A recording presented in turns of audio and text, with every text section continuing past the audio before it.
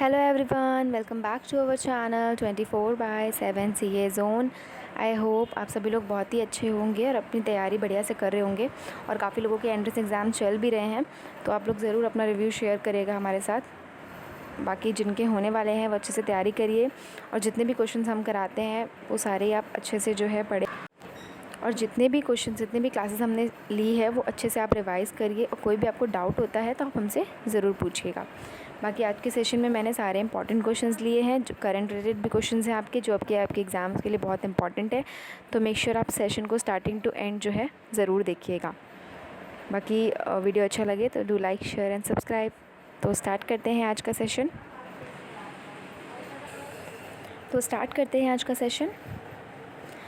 Start करने से पहले ये एंट्रेंस बुक है, आई होप आप लोगों सभी ने डाउनलोड कर ली होगी, बट जिन्होंने नहीं किया है, जो ये सेशन पहली बार देख रहे हैं, ये एंट्रेंस बुक में हमने सारे जो है क्वेश्चंस कवर किए हैं, रीजनिंग से, करंट अफेयर्स से, मेंटल एप्टीट्यूड से।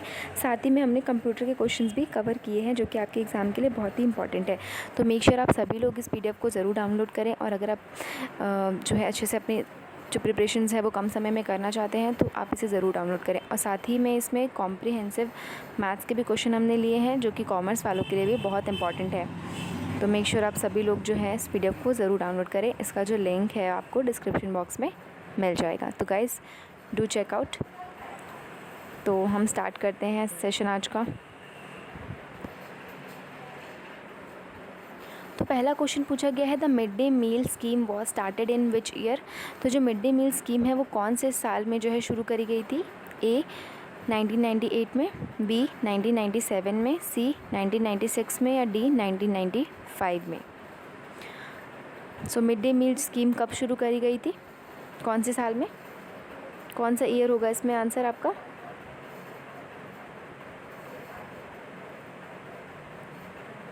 तो इसका जो राइट आंसर हो जाएगा वो हो जाएगा इन 1995 में मिड डे मील स्कीम जो है स्टार्ट करी गई थी।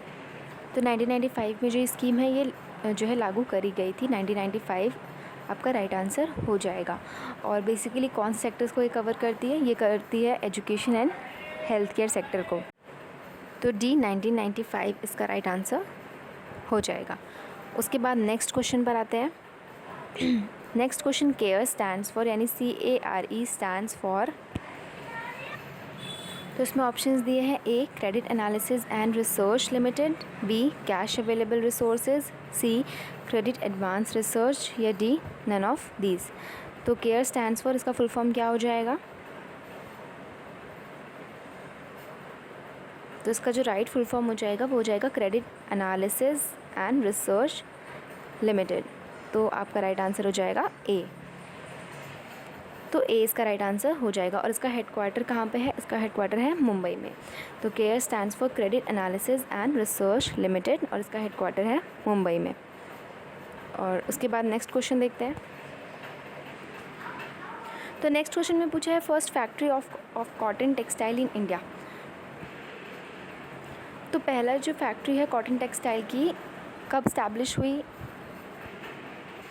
तो इसमें ऑप्शंस दे रखे हैं, ए 1876, बी 1865, सी 1818, या डी नन ऑफ दीज। तो जो first factory of cotton textile है वो कब स्टैब्लिश हुई और कहाँ पर स्टैब्लिश हुई, ये भी आपको बताना है।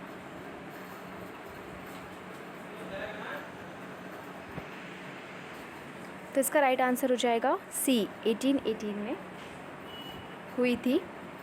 तो सी 1818 इसका राइट आंसर हो जाएगा। और कहाँ पर हुआ था? फोर्ट ग्लास्टोर में। तो C is the right answer. उसके बाद नेक्स्ट क्वेश्चन है, AMRUT वॉज स्टार्टेड इन, यानी Atal mission for rejuvenation and urban transformation, ये कब स्टार्ट हुआ था?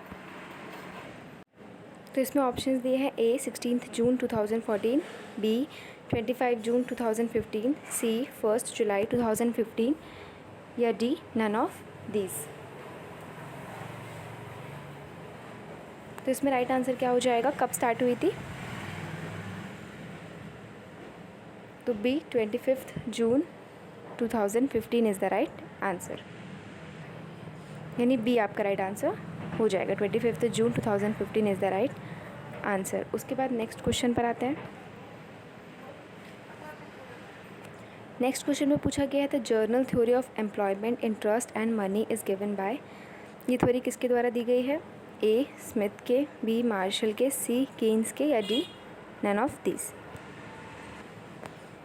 सो the general theory of employment interest and money, ये थ्योरी किसने दी है? तो इसका जो राइट आंसर हो जाएगा वो हो जाएगा सी।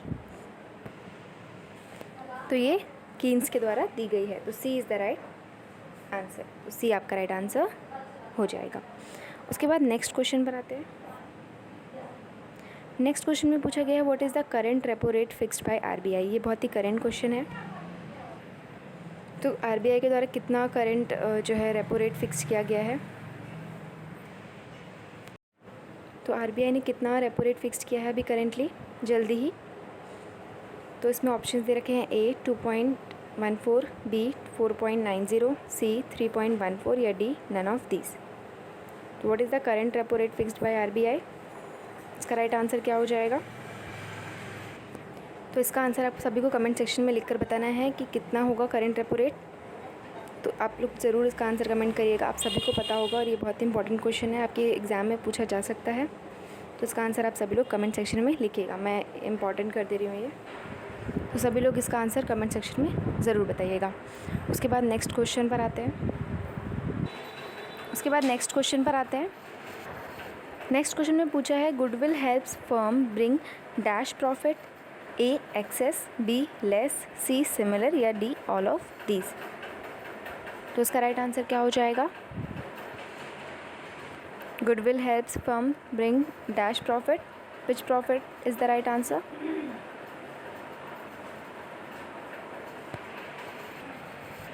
तो इसका राइट आंसर हो जाएगा A excess. Goodwill help firms bring excess profit. तो इस A excess is the right answer. उसके बाद नेक्स्ट क्वेश्चन पर आते हैं। नेक्स्ट क्वेश्चन में पूछा गया है dash refers to a specific number of year for which business will earn same amount of profit because of it past efforts.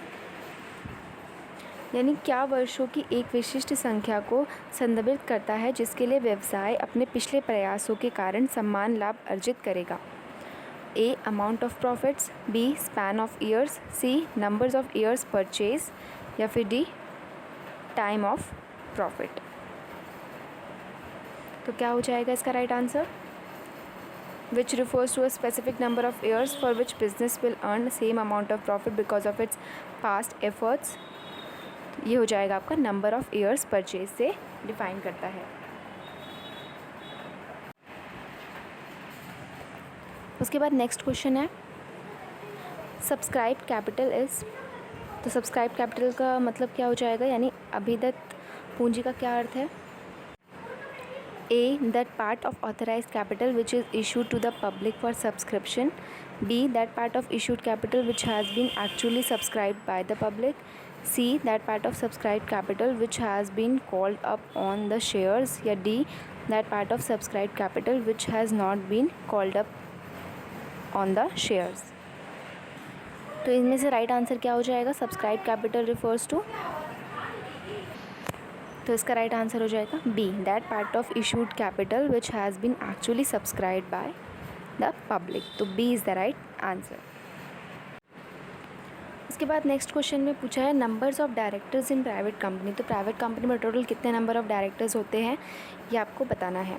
A 3, B 2, सी 1 या डी 0। तो number of directors in private company is, क्या हो जाएगा right answer?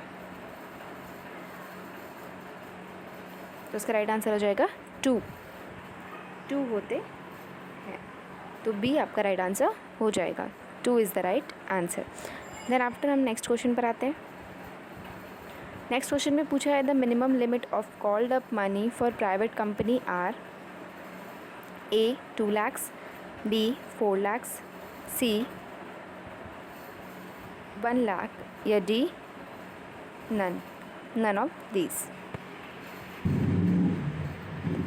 तो इसका right answer क्या हो जाएगा? मिनिमम लिमिट क्या होती है? तो इसका राइट आंसर हो जाएगा 1 लाख। तो सी आपका राइट आंसर हो जाएगा। उसके बाद नेक्स्ट क्वेश्चन पर आते हैं। नेक्स्ट क्वेश्चन में पूछा गया है amount provided for any known liability whose amount as yet is uncertain is known as A liability, B reserve, C provision या डी नन ऑफ दीज। तो इसमें बताना है किसी भी ज्ञात दायिता के लिए प्रदान की गई राशि जिसकी राशि अभी तक अनिश्चित है वो किसके रूप में जानी जाती है? ए लायबिलिटी के, बी रिजर्व के, सी प्रोविज़न के या डी नन ऑफ दीज, इनमें से कोई भी नहीं। तो इसका राइट आंसर क्या हो जाएगा? सी प्रोविज़न के रूप में जानी जाती है। तो C provision is the right answer, it is known as provision. उसके बाद नेक्स्ट क्वेश्चन पर आते हैं।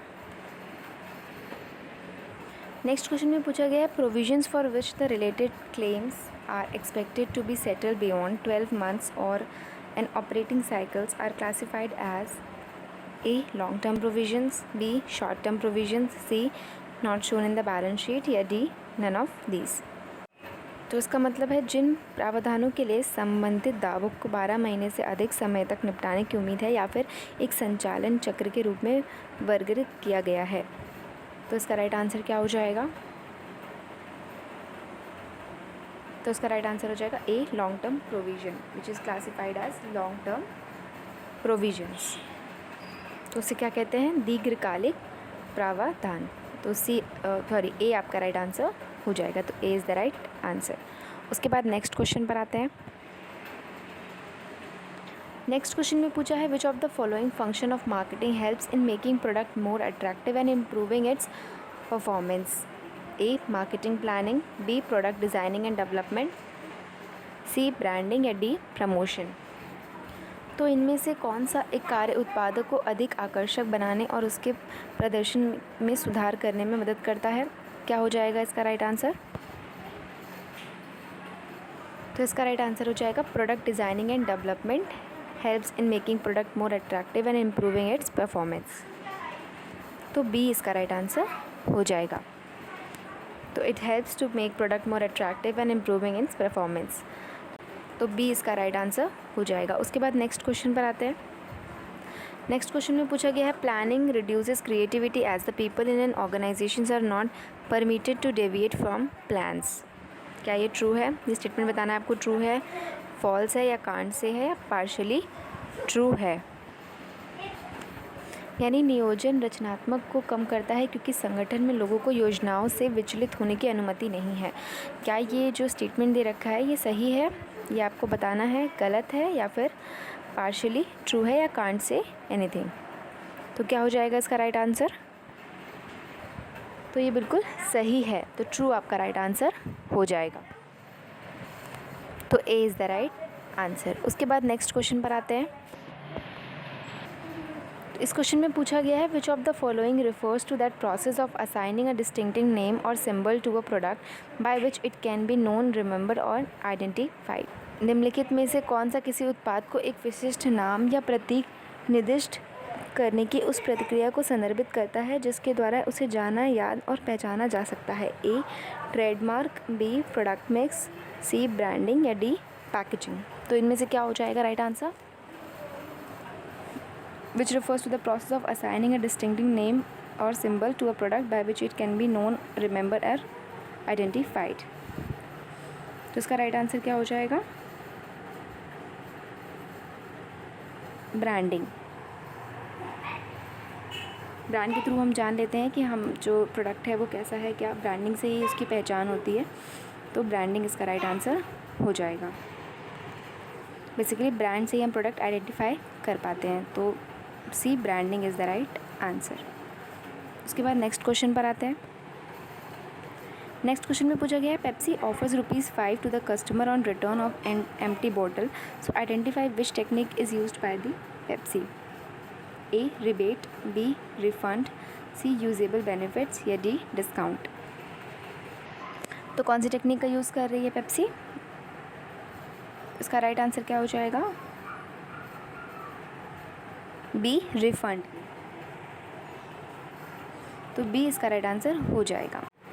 यानी जो पेप्सी है वो खाली बोतल लौटाने पर ग्राहक को ₹5 जो है वो दे रही है। तो ये कौन सी टेक्निक का जो हो जाएगा यूज़?